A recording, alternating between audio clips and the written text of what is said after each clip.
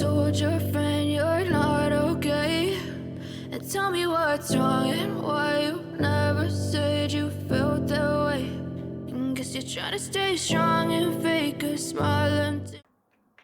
Hey guys, welcome back to my channel. My name is Ezine and on this channel I make sewing tutorials.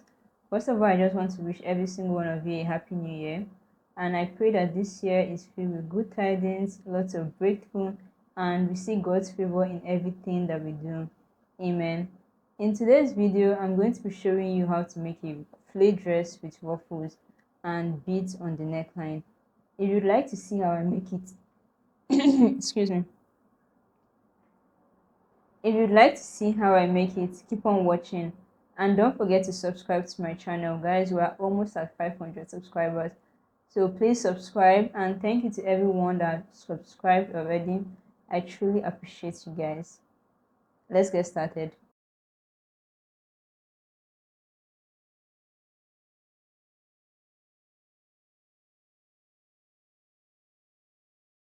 The first thing I did was to cut out the fabric for my ruffle. And for the length, I used the entire 4 yards of fabric. For the width, I used 8 inches, but yours can be however wide you want it to be. And I cut out 2 pieces, one for the front and one for the back. The next thing I did was to fold my fabric. So you'd want to take one edge of the fabric and fold it towards the other side like so. Then I placed my back bodice pattern diagonally on the fabric with only the neck touching the fold. Now the center back doesn't have to touch the fold. And you'd want to cross check that your neck width is accurate. Then pin the pattern to the fabric. I measured from the top of the fabric to the shoulder because we're going to be marking the hem from the top of the fabric, but the dress doesn't start from there, it starts from the shoulder point. So we're going to be adding that measurement to the length of the dress. I measured my hem by holding the tape down at the top of the fabric and marking the length from the center fold to the other side of the fabric. After doing that, I just used my free hand to connect the points together. And I drew a line from the armhole to the hem to create a side seam. Now yours can be as wide as you'd want it to be. There's really no definite measurement. And please, you should know that my pattern already has a seam allowance, and I added seam allowance to the length too while measuring. So add your seam allowance before you cut out your pattern. With one done, I used it to cut out a second one. Before I removed my pattern, I did make a mark to indicate the waistline because I'm going to be adding my pockets there. Then I just made a notch at that point. The next thing I did was to adjust the neckline and the armhole for the front fabric. So I just went a little bit lower and withdrew my neckline, and I went inward in the armhole and I just took out the excess. Now for the pocket, I drew a straight line of length 5 inches, and for the rest of the pocket I just used my free hand to draw it. And what I usually do is I spread my hands in the pocket, and if we can fit it, then I know that it's big enough. Then I cut it out, adding seam allowance as I do. You're going to cut out 4 pieces for the pockets. On the center back, I measured 5 inches. Then I slit it open to that point. Then I cut out a strip of fabric 12 inches by 1 inch. Then folded it like you would if you're creating a bias tape. Then I just folded it again and pressed it.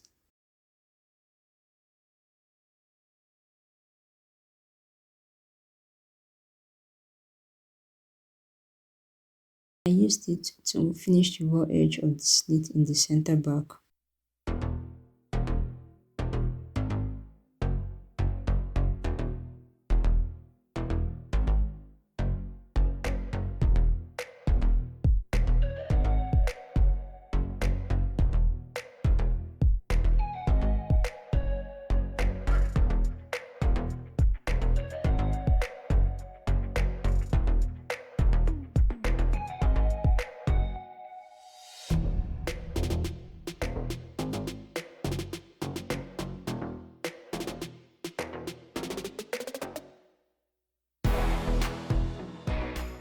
When you're done, this is what it should look like.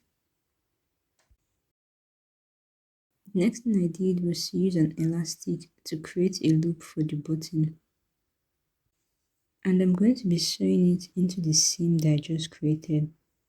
And from the neckline, I went down 1/4 of an inch because that's my seam allowance. So you're going to go down by your seam allowance and attach the loop.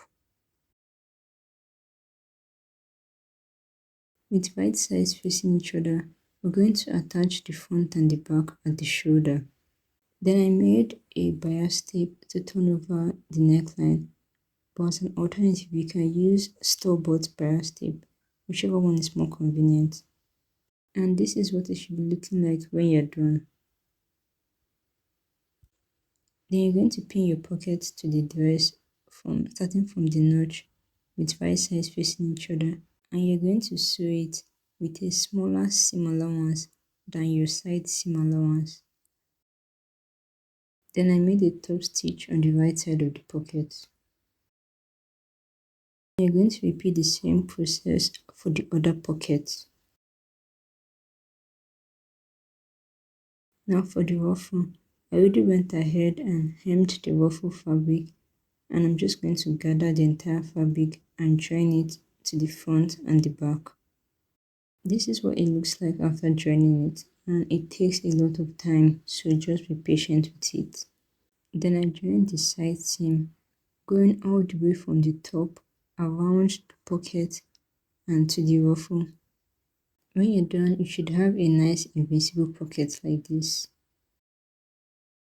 Then I finished off the hem of the ruffle that I had left open. To make the sleeve, I folded my fabric the same way I folded it earlier for the dress, but this time it was just a smaller version. Then the same thing, I placed my pattern the same way, and I took my measurement the exact same way as I did for the main dress.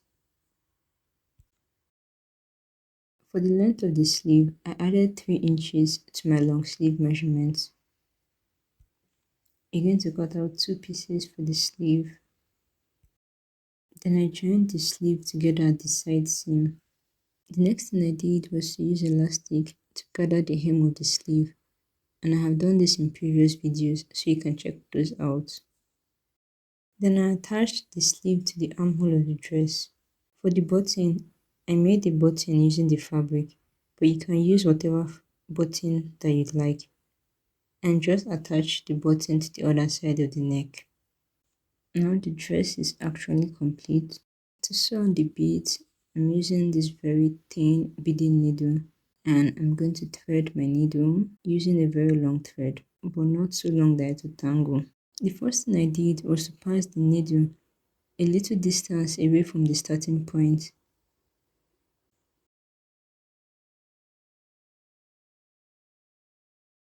Then I made 2 knots to secure the thread. After doing that, I passed the needle through the fabric back to the starting point, and I got rid of the excess thread. Then I started attaching the beads 2 at a time. So I would put the beads through the needle, then measure it on the neckline, then pass the needle through the fabric, catching a little bit of fabric, not so much that it's noticeable, and bringing it out.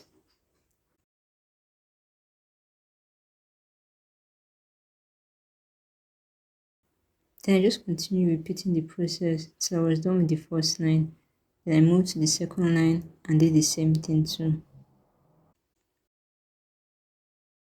When I was done putting the beads, I used a long thread and I passed it through all the beads so that they could all stay together.